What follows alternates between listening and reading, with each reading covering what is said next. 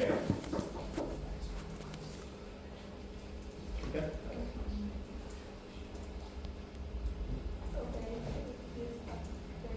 Alright. Good morning, teacher and friends. Today we're going to present Please pay about the attention. results of Agama on project, which is to interview two experts, the law expert and this expert, on their opinions about religious issue. So the next thing is our SDG we chose from SDG 16, which says to promote peaceful and inclusive societies for sustainable development, provide access to justice for all, and to effective, accountable, and inclusive institutions at all levels. So next thing. Okay, so our issue is there was an act of religious intolerance that happened in Padang on 27th of July 2025, where a Christian prayer house was attacked by locals during one activities. So the what is the destruction of the Christian prayer house? There were wood, stones, and people throwing stuff in the church house. And then who is the victims? There's two children injured, but there were 20 children witnessing the holy event, including Pastor Gachi, and a mob is the preparator of the chaos. And you can see the one is 27 July, and the where is Padang Sarai sub-district in Kota Tengah district, Padang City, West Sumatra, Indonesia. And our why is the immediate reason is the prayer house and its religious activities were rejected by a group of residents, leading to the forced disruption of worship. And our how is a group of people arrived at the prayer house. The gate was forcibly broken with sticks and the stones I mentioned before. Windows were smashed, property was damaged, children inside the building were subjected to physical and psychological violence, resulting in injuries and trauma. And the incident was recorded on video and widely circulated on social media. So police intervened and detained several individuals for questioning. So before we can know what this thing is, we can define religious intolerance. Religious intolerance can be defined as the inability of an adherent or a particular religion to acknowledge, accommodate, and accept the right of others to live by another faith different from his own, emanated from the perceived superiority of one religion over the others. Alright, and for the public law, of course, religious intolerance is mandated and is illegal in Indonesia, which is dictated by the law number 1, year 2023, Article 242, which essentially handles the act of hostility, discrimination, and intolerance regarding religion, ethnicity, race, or disability, and in doing so will incur a jail time of maximum 3 years or a fine as big as 100 juta, 200 million, or in this case it's considered a category 4. However, Indonesia is not alone in this kind of laws, as in Germany there's a similar law which also handles the same kinds of acts, but the difference is that the punishment is more flexible in that there's it can be 3 months of jail time and 5 years of jail time. So we have two interviewees. One of them is the religion expert, and the other is a law expert. This is the religion expert. His name Akashiano Fuadi, and he teaches in Universitas Alma Ata. The other interviewee we have is Brigita Manohara, and she actually teaches in our university, University University. She has law experience.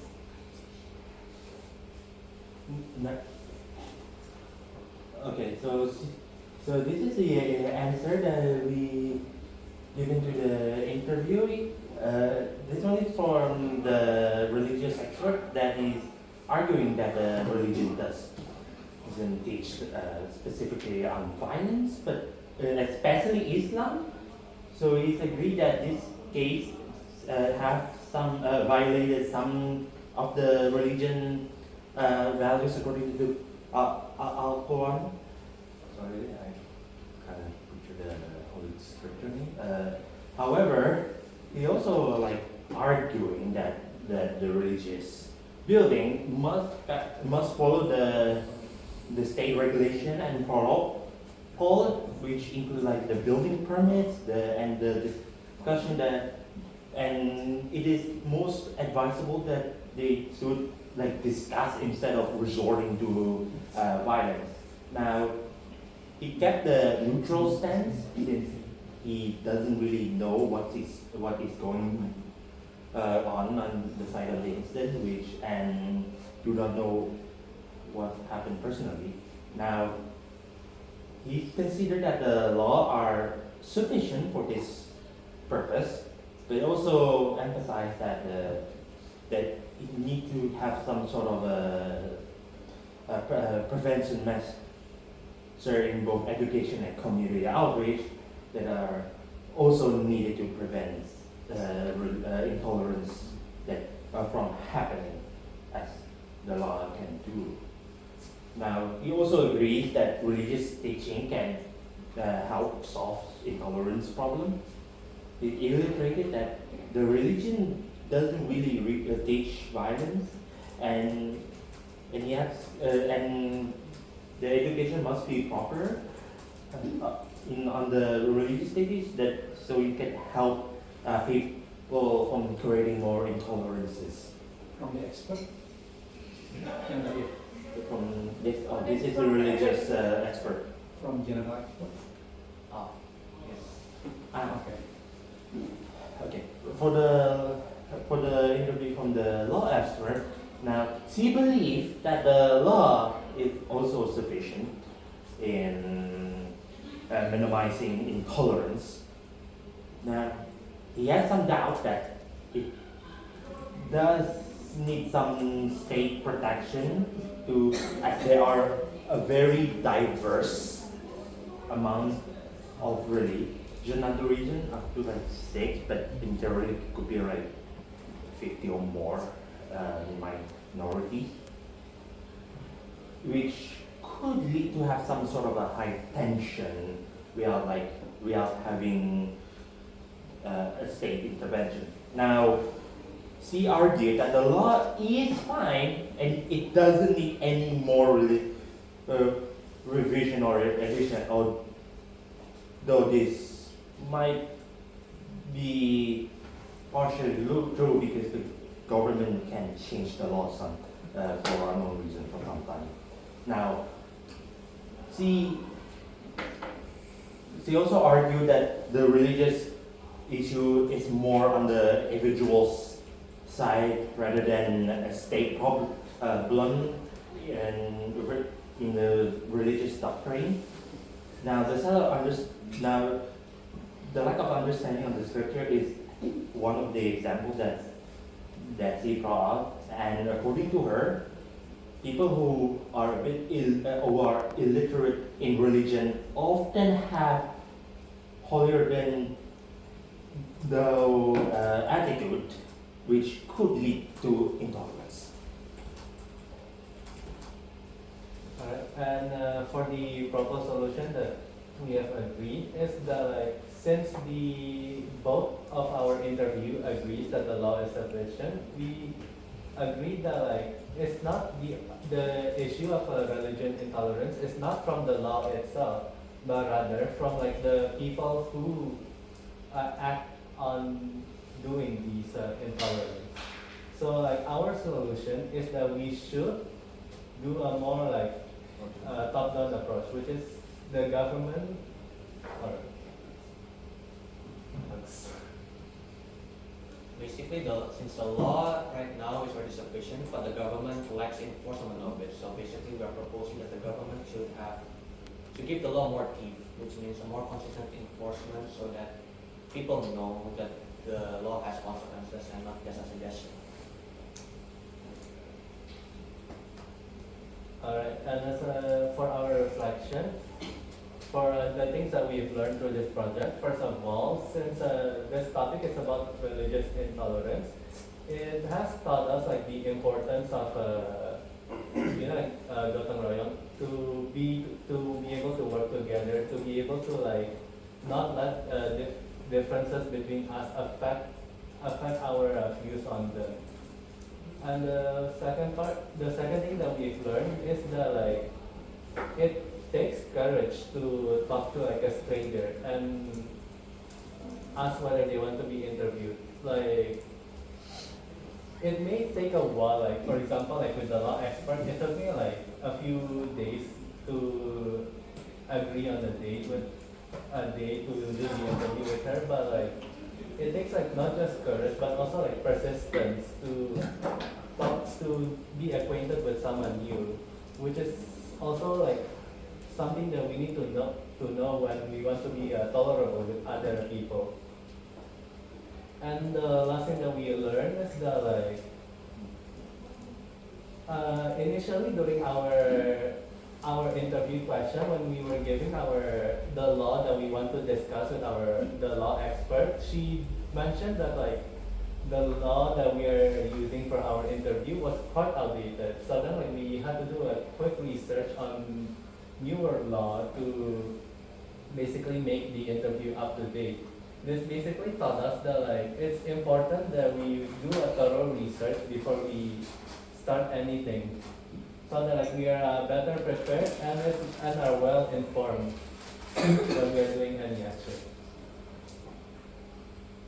Right? And for the action plan, like as stated before, as like basically as a student, it's important that like we help reinforce the law by raising the awareness, since the issue is the fact that the people who committed the crime doesn't really know, like is not really knowledgeable about these facts. So it's important we teach them not just about the awareness of the law, but we also should teach them about religion tolerance.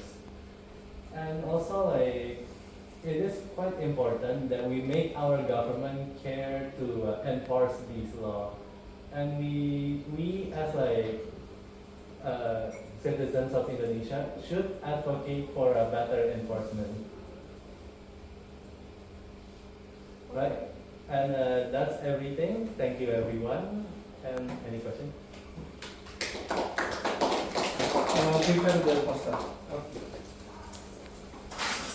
Okay, so prior to coming up with this, with the new law that you are presenting now, which one that you present to the lecturer, to the interview? The one we presented to our interviewee is this one. Okay. Since like this is a more recent law that's more general towards like intolerance in general. Before that? Before It was the KUHP law, I think it Oh, was. KUHP. Yeah. Okay. All right.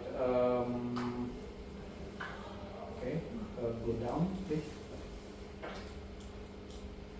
Okay. Go down. Okay. Kanan. Ini action plan ini banyak yang buat itu. Other, please take note ya, for action planning, make it something that is more contextual to you. You as a student, something that you can do as a student.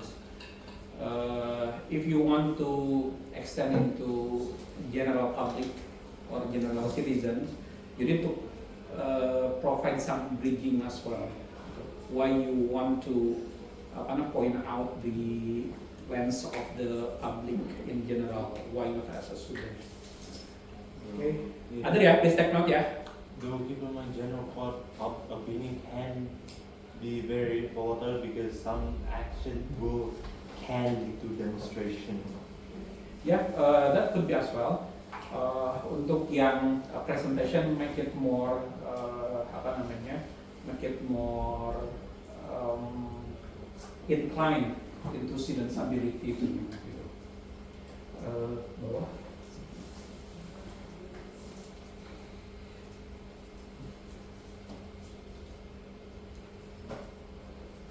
Oke,